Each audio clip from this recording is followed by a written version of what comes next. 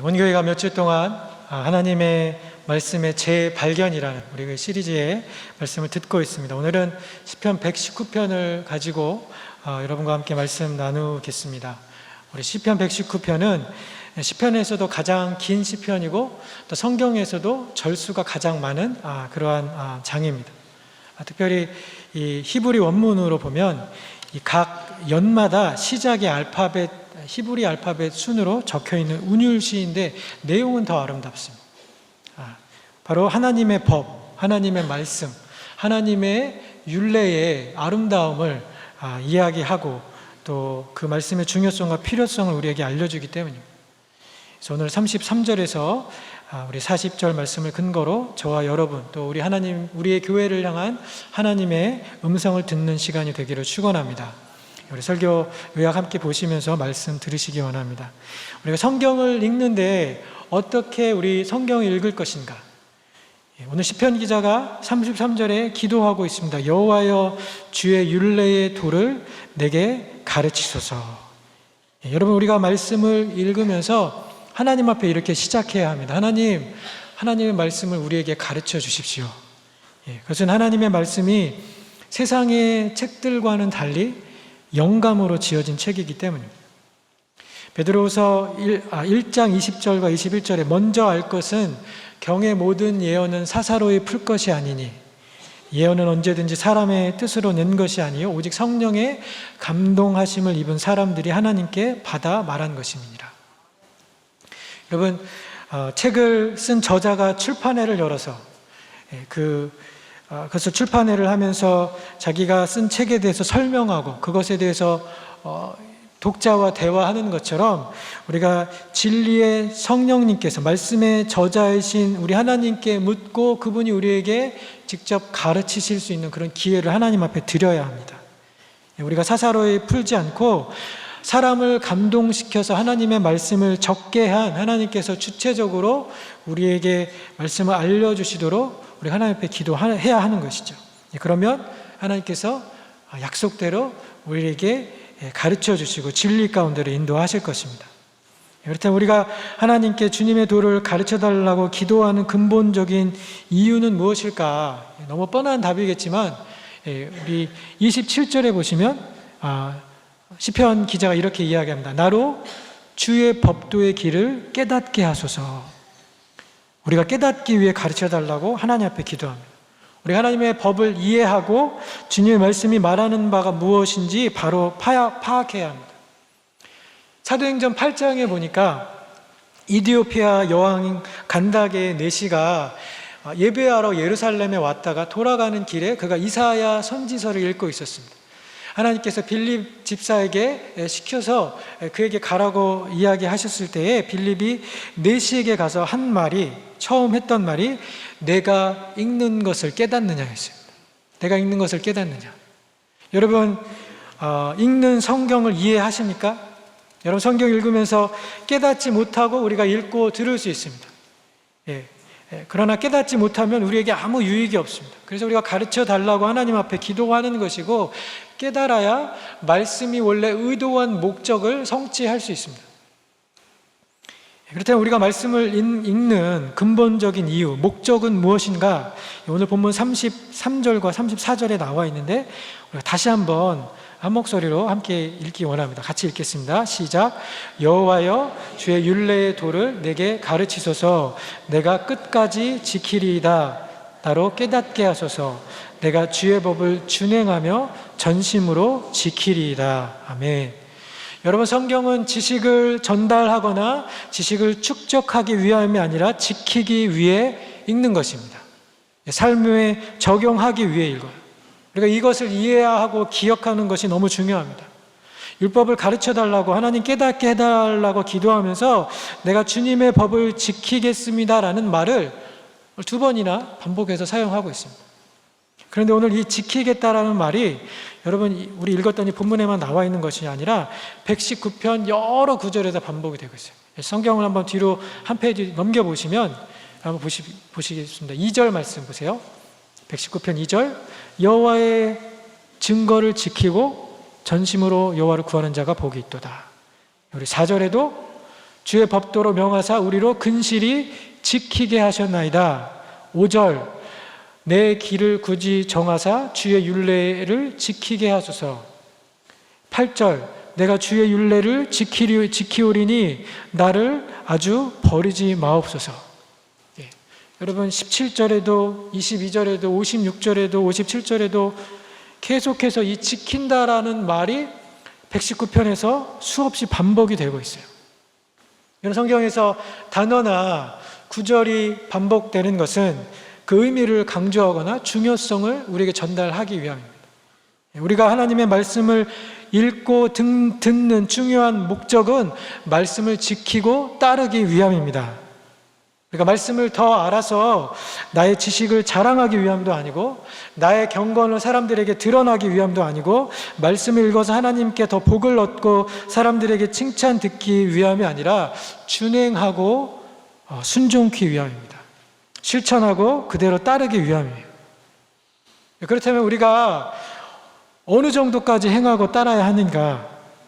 우리 아까 읽었던 33절, 34절에 보니까 내가 끝까지, 내가 전심으로 온 마음을 다해 지키겠다라고 그렇게 시편 기자가 기도하고 있습니다. 여러분, 우리의 말씀 행함을, 말씀 지킴을 한번 생각해 봅시다. 여러분, 하나님의 말씀을 끝까지 지키시나요? 여러분, 전심으로 주님의 계명을 지키시나요?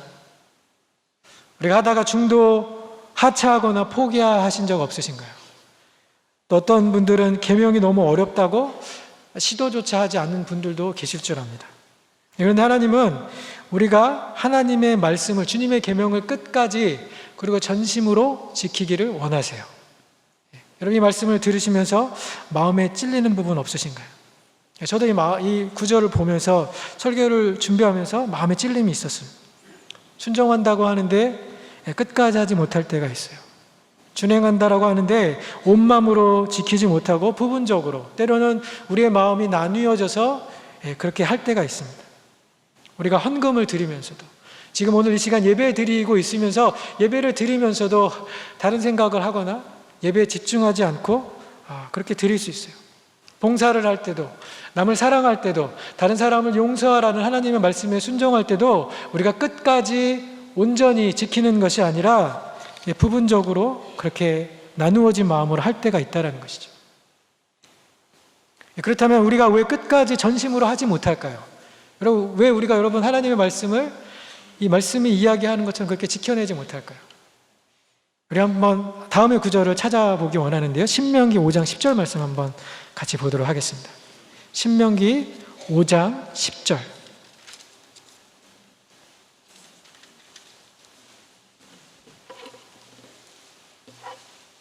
제가 가지고 있는 구약성경 269페이지에 있습니다.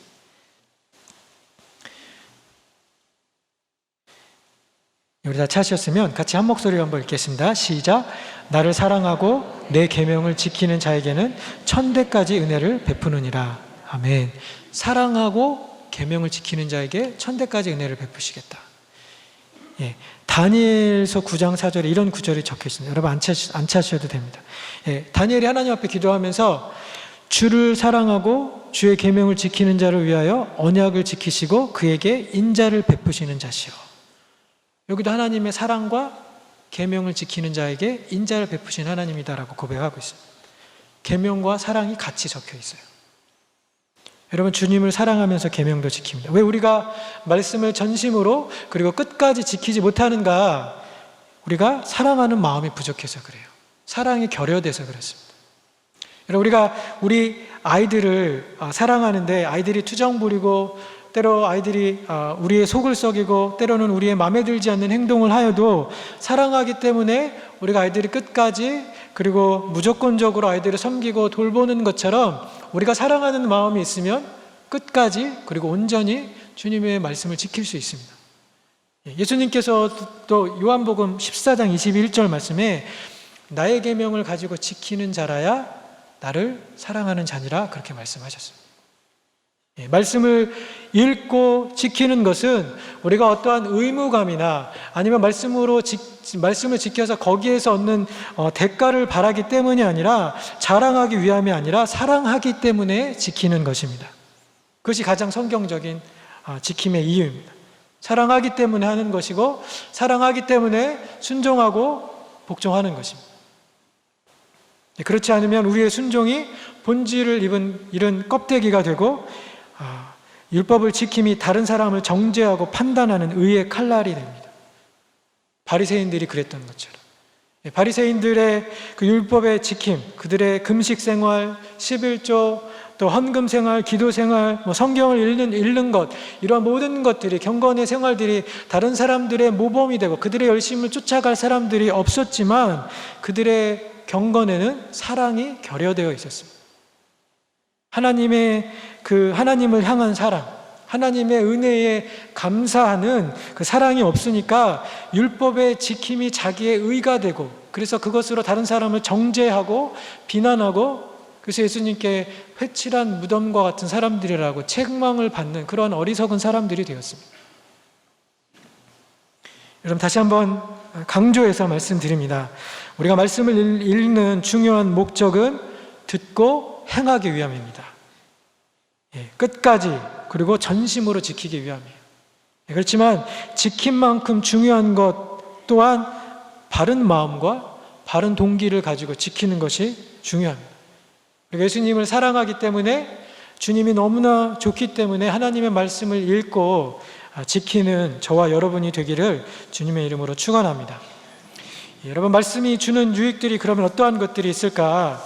오늘 본문에 말씀이 주는 첫 번째 유익은, 말씀이 우리가 나아가야 할 길과 방향을 우리에게 보여준다라는 것입니다.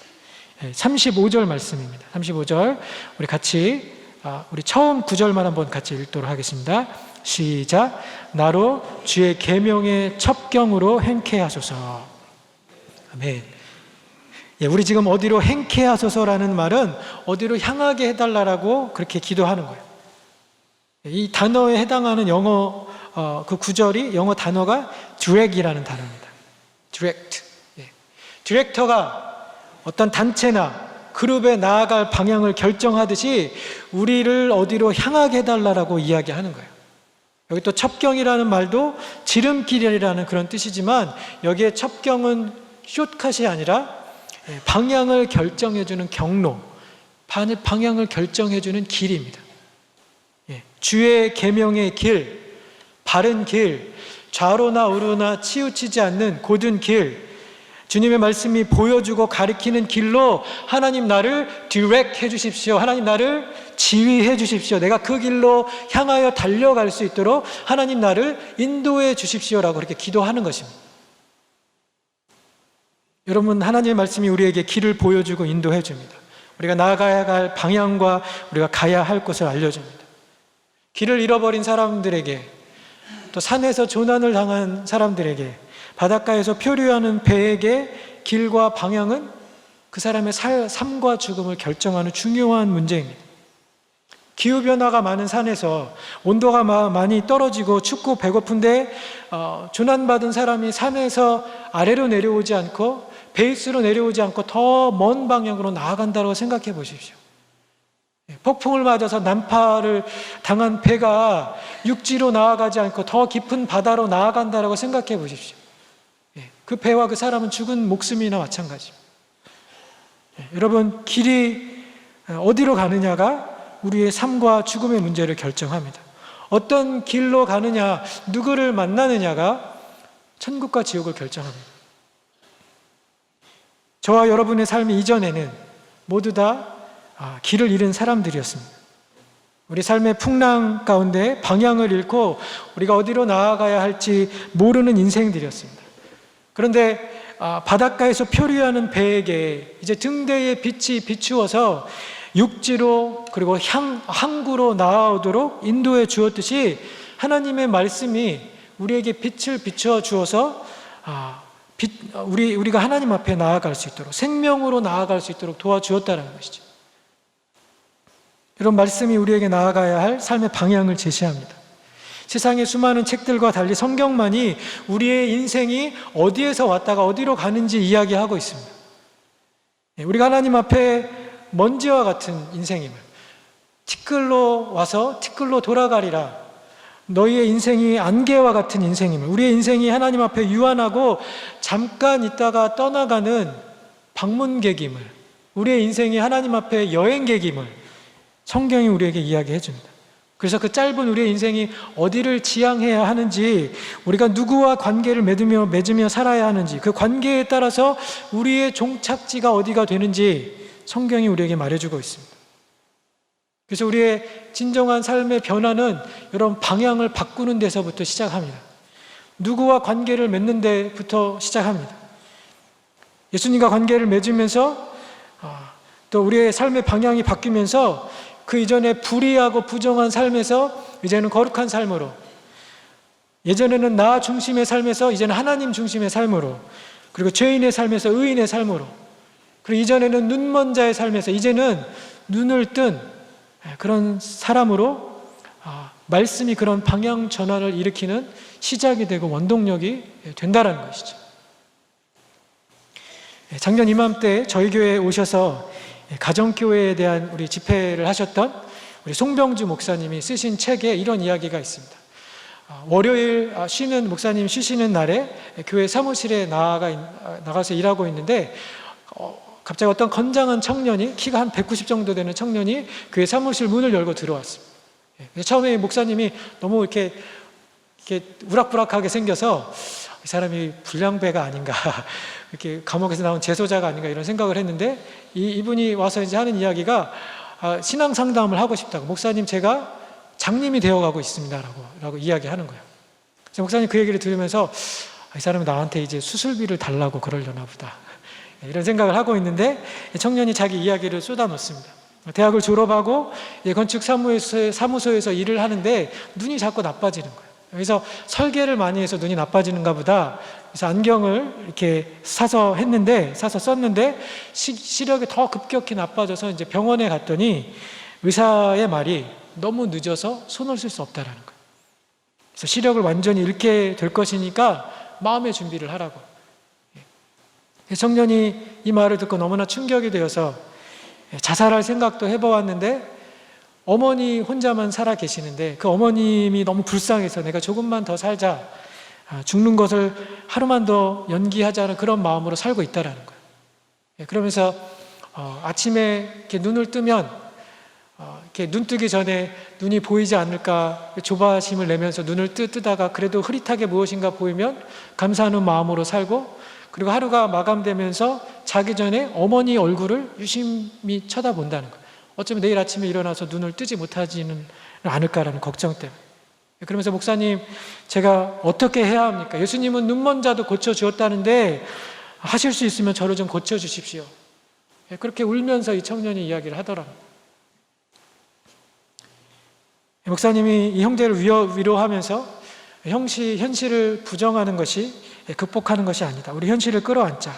하나님의 말씀이 우리 형제의 인생의 빛이 되도록 제가 기도하겠습니다. 우리 형제님의 눈을 위해서 기도하겠습니다. 그렇지만 무엇보다 형제님의 마음의 눈이, 이 영적인 눈이 뜨여지게 해달라고 제가 기도드리겠습니다. 그렇게 형제를 위로하며 보냈는데 그 주일부터 이 형제가 교회에 나오기 시작했습니다. 그리고 목사님이 그를 위해서 성경을 복사해주고, 크게 복사해서 눈이 잘 안 보이니까 설교 테이프도 주면서 예배에 참석해서 열심히 말씀을 듣는 그 어느 날 드디어 예배 시간에 선포된 메시지에 청년이 눈물을 쏟으며 하나님 주신 은혜를 체험하게 됩니다. 그리고 그 다음날 이제 목사님을 만나고 싶다라고 다시 한번 찾아와서 목사님에게 하는 말이, 목사님 이제 제가 맹인이 될 준비를 하려고 합니다. 제가 육신의 시력을 잃어버리는 것을 그렇게 힘들어하면서 내가 마음의 시력을 잃어버리는 것에 대해서는 한 번도 아파하지 않으면서 살았던 것 같아요. 그렇지만 이제 시력도 잃고 영안도 잃어버린 사람이 되어서는 안 되겠다. 그렇지만 내가 예배를 참석하면서 목사님 말씀을 들으면서 주님을 만났습니다.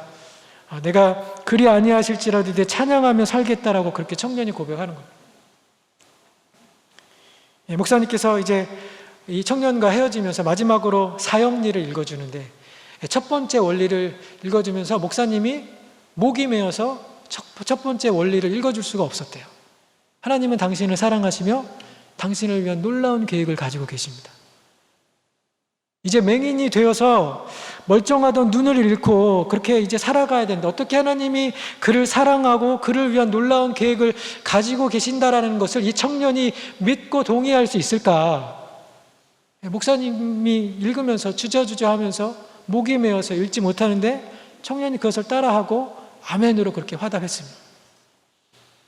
여러분, 청년이 육신의 눈을 잃어간다 할지라도 그가 영혼의 눈을 뜨고 자신이 만나야 하는 그분을 만나고 자신이 나아가야 할 길, 자신이 나아가야 할 인생의 방향을 찾았습니다. 여러분, 하나님의 말씀은 우리 인생에 이와 같이 빛이요 생명선입니다. 할렐루야. 말씀이 여러분 어둠 가운데 있는 우리에게 빛을 비춰주는 등대이고, 조난을 당해서 정말 죽어가고 있는 사람들에게 생명선과 같은 그런 능력을 가지고 있습니다.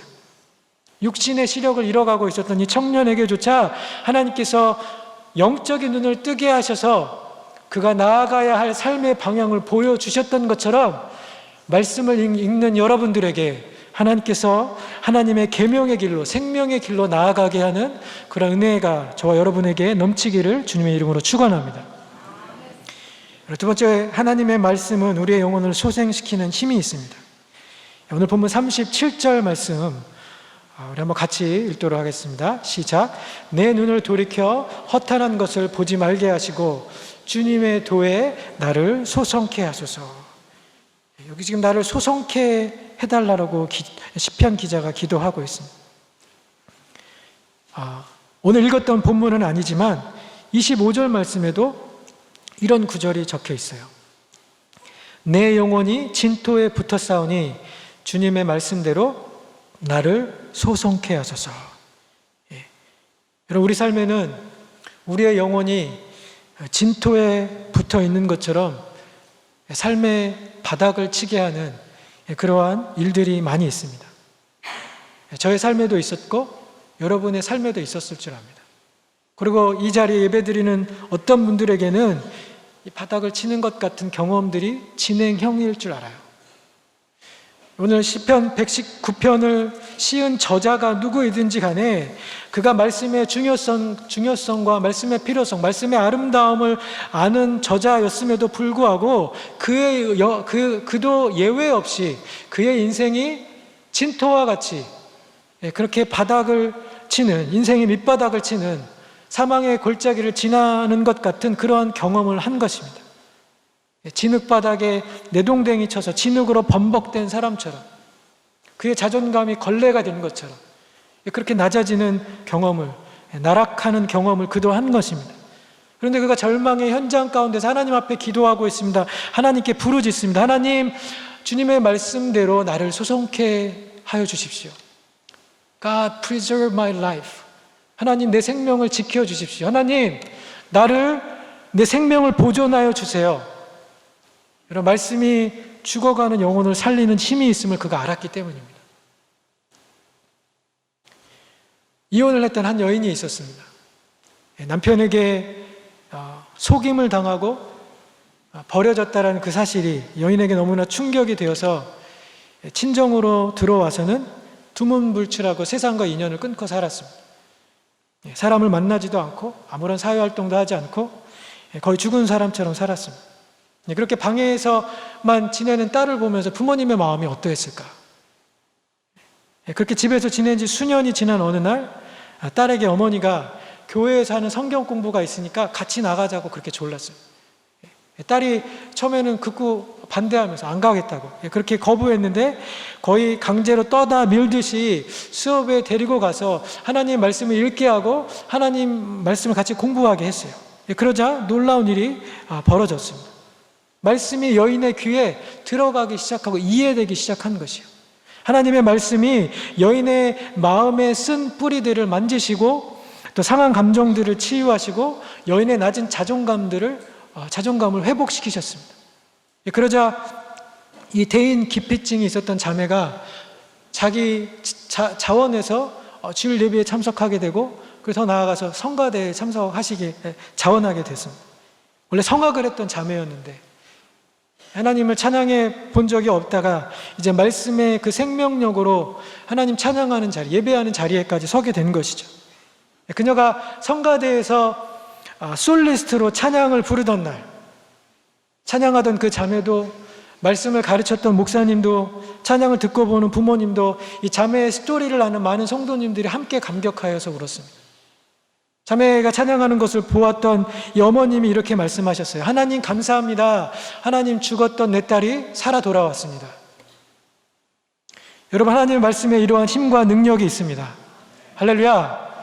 여러분, 이러한 이 자매님 같은 이야기를 여기에서 오늘 나와서 여러분에게 이야기하라고 한다면 아마 이 자리에서 나와서 말하실 수 있는 분이 많이 계실 줄 알아요. 여러분, 이 자리에 계신 분들 가운데도 내 영혼이 정말 진토에 붙은 것처럼 그러한 절망을 경험했다가 주님의 말씀으로 인해서 건짐을 받은 분들이 계실 줄 압니다.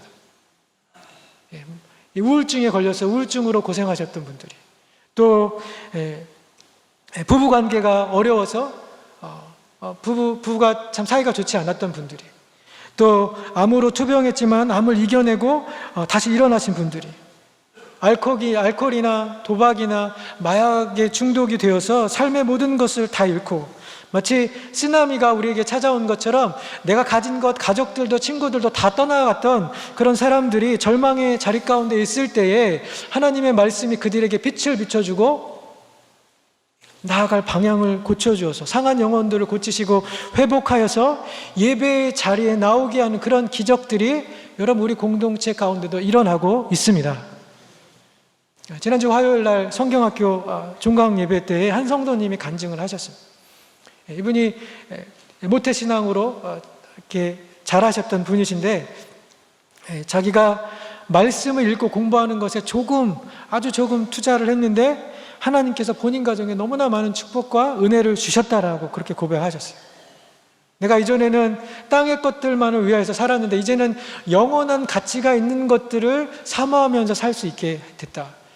자기 가정 안에 정말 영원한 가치가 있는 변화들을 하나님께서 일으키셨다. 그래서 내가 여태까지 사는 동안 내가 했던 일들 중에 내가 성경 공부를 참여하고 말씀을 배우겠다라고 했던 이 일이 내가 했던 일 중에 가장 잘했던 일이라는 그런 간증을 하셨습니다. 여러분, 우리가 하나님의 말씀에 이처럼 사람을 변화시키는, 우리의 가정을 변화시키는 힘이 있는 줄을 믿고 우리가 성경을 읽어야 합니다. 우리가 말씀을 읽는 가운데 하나님께서 우리의 영혼을 회복시키시고 소성케 하실 것입니다. 말씀이 주는 이 세 번째 유익은, 말씀이 우리의 마음을 세상의 유혹과 또 탐욕들, 허탄한 것들에서 지켜주는 방패와 버팀목이 되어준다는 것입니다. 우리 36절 말씀에 내 마음을 주의 증거로 향하게 하시고 탐욕으로 향치 말게 하소서. 우리 37절에도 내 눈을 돌이켜 허탄한 것을 보지 말게 하시고. 여러분, 우리가 연약한 자들이기 때문에 죄의 유혹에 빠지기 쉽고 또 세상 풍조에 쉽게 영향받거나 동화되기 쉽습니다. 그런데 하나님의 증거와 하나님의 말씀이 우리로 탐욕으로 행하지 않도록 도와준다라는 것이에요. 골로새서 3장 5절에 사도 바울이 이렇게 이야기합니다. 땅에 있는 지체를 죽이라. 곧 음란과 부정과 사욕과 악한 정욕과 탐심이니 탐심은 우상숭배니라. 탐심이 우상숭배라고 간주했어요. 탐심은 늘 부족한 무언가를 채우려고 우리의 마음을, 우리의 삶을 분주하게 몰아가기 때문에 그것이 우상숭배라고 그렇게 이야기한 것이죠. 그렇지만 여러분, 인간은 어떤 것을 많이 가졌다고 만족할 수 있는, 또 만족될 수 있는 존재가 아닙니다. 솔로몬이 그가 당대에 누릴 수 있는 모든 부귀와 영화를 누렸음에도 불구하고 그 인생의 말미에 가서 모든 것이 헛되도다라고 그렇게 고백했던 거죠. 영어 성경에 보니까 헛되다는 의미를 meaningless라고 그렇게 이야기했어요. 의미가 없다는 것이. 반면에 그 탐심이 우상 숭배라고 했던 그 말씀과 대비되는 말씀이 골로새서 2절과 3절 말씀에 적혀 있습니다. 우리 그 말씀은 같이 한번 찾아보기 원합니다. 여러분 한번 신약성경 골로새서 3장 2절과 3절 말씀 같이 한번 읽어보도록 하겠습니다. 제가 가지고 있는 신약성경 326면에 있습니다.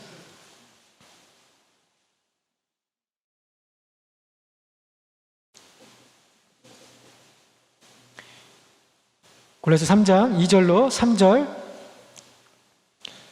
같이 한번 읽겠습니다. 시작. 위의 것을 생각하고 땅의 것을 생각지 말라. 이는 너희가 죽었고 너희 생명이 그리스도와 함께 하나님 안에 감추었음이니라. 아멘. 지금 바울이 땅에서 살아가고 있는 성도들에게 또 하나님의 자녀들에게 땅의 것을 생각하지 말고 위의 것을 생각하라고 말합니다. 특별히 3장 1절에도 너희가 그리스도와 함께 다시 살리심을 받았으면 위의 것을 찾으라 그렇게 이야기했어요. 위의 것을 찾으라. 너희의 마음과 생각들을 땅의 것들에 두지 말고 위에 있는 것들에 두라라는 거예요. 위에 있는 것들. Set your minds things above.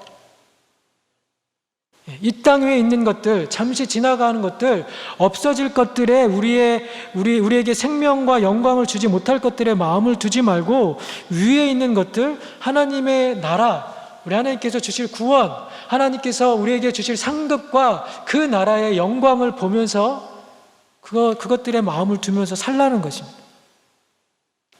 여러분, 세상이 전부인 것처럼 살아가는 사람들, 돈과 명예가 이 땅을 사는 전부의 목적인 것처럼 사는 사람들, 땅에서의 성공과 땅에서의 영화만을 위해서 살아가는 사람들은 우리들의 생명이 그리스도 안에 감춰진 것을 몰라요. 그래서 그들의 생은 향방 없는 자의 싸움처럼, 그리고 헛되이 경주하는 선수들처럼 의미도 목적도 영광도 없는 삶을 위해 허비됩니다. 불의 공력으로 다 소모되고 없어질 것들을 위해서 살아가요. 그렇지만 말씀을 읽는 사람들은 그런 헛된 경주를 하고자 하는 욕심에서 벗어날 수 있습니다. 왜요? 우리가 하나님 안에서 죽은 것을 깨닫게 되기 때문입니다. 하나님 안에서 너희가 죽은 것을, 우리가 죽었다라고 성경이 이야기했어요. 우리가 그리스도 안에서 죽었고 우리의 죄와 욕망을 십자가에 못 박았고, 그래서 이제 그리스도 안에서 새로운 피조물로 그리스도와 함께 하나님 안에서 감추인 생명을 가졌기 때문입니다. 그래서 말씀을 읽는 성도들은 이제 배부르게 못하고 양식이 아닌 것을, 참된 양식이 아닌 것을 위하여서 살지 않습니다. 오늘 시편 기자의 표현대로 탐욕에서 돌이키는 삶, 탐욕에 지배되지 않는 삶을 살 수 있습니다. 땅의 것만을 위해서 살지 않는 자유와 지혜를 하나님의 말씀이 우리에게 부여해 주기 때문입니다.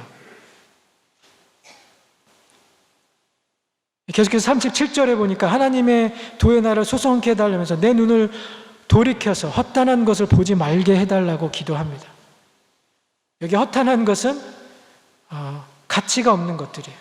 worthless things라고 영어 성경 이야기하고 있는데, 아까 골로새서 3장에서 바울이 말한 땅의 것들, 오늘 36절에 탐욕으로 이 땅에서 얻을 수 있는 것들, 허탄한 것들, 의미 없는 것들이, 하나님의 관점에선 의미가 없는 것들을, 가치가 없는 것들을 믿는 자들을 포함해서 많은 사람들이 가치가 있는 것으로 그렇게 여기고 착각하고 살아가는데, 말씀이 우리의 눈을 돌이켜서 우리를 허탄한 것을 보지 않도록 도와준다라는 것이죠. 말씀이 생명이 아닌 것들, 가짜 사랑과 가짜 행복을 우리가 사모하면서 살아가지 않도록, 그것에 속지 않도록, 우리가 그것들에 우리의 목숨을 걸면서 살지 않도록 그렇게 도와주고 견인해 준다라는 것입니다. 더 나아가서 말씀을 읽으면 우리가 영혼의 관점에서 더 가치가 있는 일들이 무엇인지 우리에게 보여줍니다.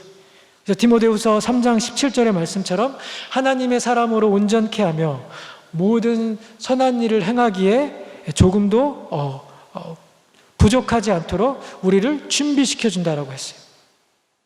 말씀을 읽는 가운데 여러분, 탐욕과 허탄한 것들에서 우리의 시선이 옮겨지고 이제는 우리가 영원한 가치가 있는 하나님의 말씀, 또 하나님의 나라를 그렇게 사모하면서 살아가는 우리 하나님의 일에 헌신케 되는 놀라운 은혜가 여러분에게 있기를 축원합니다. 마지막으로 우리가 하나님을 경외하는데 말씀을 읽으면서 얻을 수 있는 마지막 유익은 하나님을 경외하는 데 나아가게 한다는 것이죠. 우리 38절 말씀 같이 우리 한 목소리로 읽겠습니다. 시작. 주를 경외케 하는 주님의 말씀을 주의 종에게 세우소서. 아멘. 하나님을 경외하는 것, 그것이 여러분 율법의 최종 목적입니다. 잠언 말씀에 여호와를 경외하는 것이 지혜의 근본이다, 지혜의 시작이다라고 했던 것처럼 이 근본에 대한 지식 없이 여러분 인간이 쌓는 모든 지식은 바벨탑처럼 다 무너지고 다 허물어질 것들입니다. 여러분 우리가 아무리 많은 학위를 가지고 아무리 많은 감투와 직책과 사회적인 지위와 영예를 가졌어도 내 안에 하나님을 아는 지식이 없으면 그 모든 것들이 하나님 앞에 다 아무 의미 없는 쓸모없는 그런 쓰레기와도 같습니다. 사도 바울이 빌립보서 3장 8절에 내가 예수 그리스도를 만난 후에 내가 기존에 알던 것을 다 해로 여긴다, 뿐만 아니라 하나님을 아는 지식이, 예수 그리스도를 아는 지식이 가장 귀하고 가장 아름답기 때문에, 가장 고상하기 때문에 내가 가진 모든 것을 잃어버리고 배설물로 여김은 내가 그 안에서 발견되려 함이니. 여러분 우리가 주님 안에서 발견되어져야 합니다. 우리가 주님 만나야 합니다. 여러분 저울로 정말 무게를 달아서 우리가 하나님의 말씀인 우리 예수님과 또 다른 한편에 우리가 가지고 있는 모든 것들을 달아서 둘 중에 하나를 선택하라고 한다면, 우리가 하나를 선택하면 다른 하나를 선택할 수 없다라고 한다면 여러분의 선택은 무엇이 되겠습니까? 여러분 우리가 예수님을 알고 그분을 영접해서 그분의 자녀로 살아가는 것이 세상의 그 어떤 지식과 세상의 그 어떤 것을 소유하는 것보다 중요한 것이기 때문에 우리 모두는 반드시 그 지식을 소유해야만 합니다.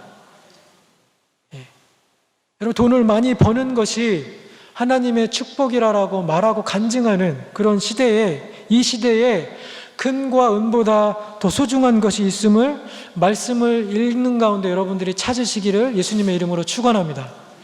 말씀을 읽으면서 여러분 좋은 직장, 그리고 높은 자리, 자기 이름 앞에 붙는 타이틀과 직함보다 여러분의 내면, 여러분의 속사람, 그리고 하나님의 나라와 그분의 의를 먼저 구하는 삶의 가치를 발견하기를 축원합니다.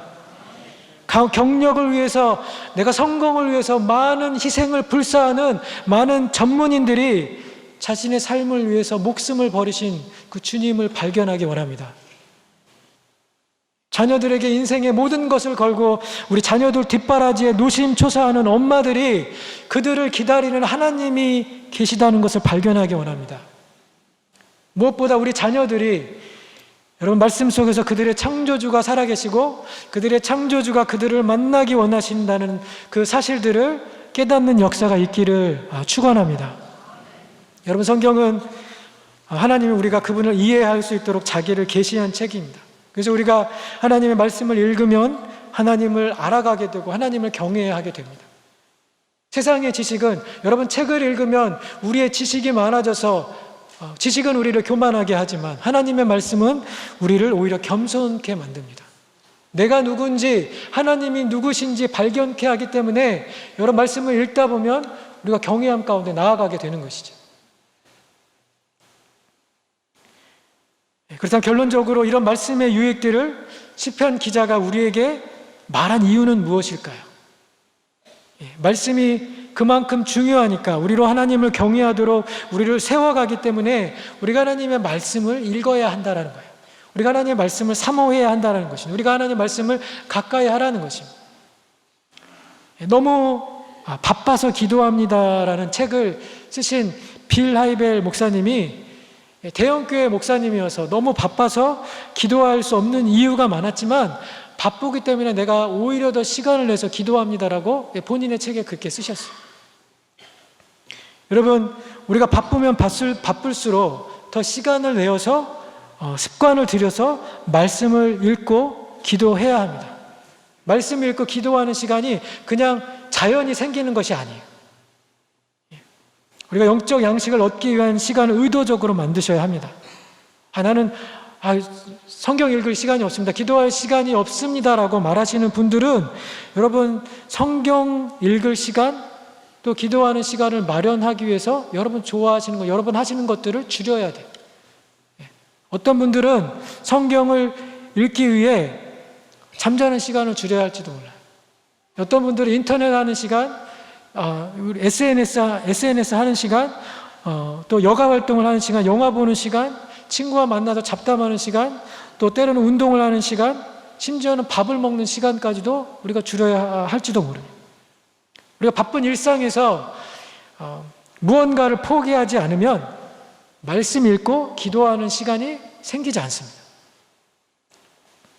그래서 우리가 영적인 생명과 관련된 말씀을 읽고 기도하는 시간을 여러분 먼저 하십시오. 다른 것들보다 하나님과 시간 보내는 것을 먼저 하십시오. 하나님, 내가 나중에 시간 나면 하겠습니다, 중요한 건 먼저 다 처리하고 나면 하겠습니다 라고 이야기하면 시간이 절대로 생기지 않습니다. 영적인 양식을 먼저 취하고 다른 일들을 여러분 하시는 것을 그렇게 훈련하십시오.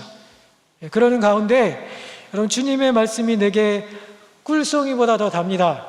오늘 본문 말씀의 35절에 보니까 내가 이를 즐거워함이니이다, 내가 주님의 계명의 길로 향하는 것, 주님의 계명을 잇는 것을 즐거워하겠습니다 라고 시편 기자가 고백했던 것처럼, 하나님, 영화 보는 것보다, 운동하는 것보다, 사람 만나는 것보다 하나님 말씀 읽는 것이 더 좋습니다, 즐겁습니다 라고 그렇게 고백할 수 있는 변화가 저와 여러분의 삶에 있기를 축원합니다. 여러분, 우리가 같이 가족과 함께 하나님의 말씀을 읽으면서 성경으로 대화하고 성경으로 삶을 살고 지키는 가운데 하나님께서 우리에게 놀라운 일들을 행하실 것입니다. 그 믿음의 행전에 함께 동참하는 우리 임마누엘 성도님들 다 되시기를 예수 그리스도의 이름으로 간절히 축원드립니다.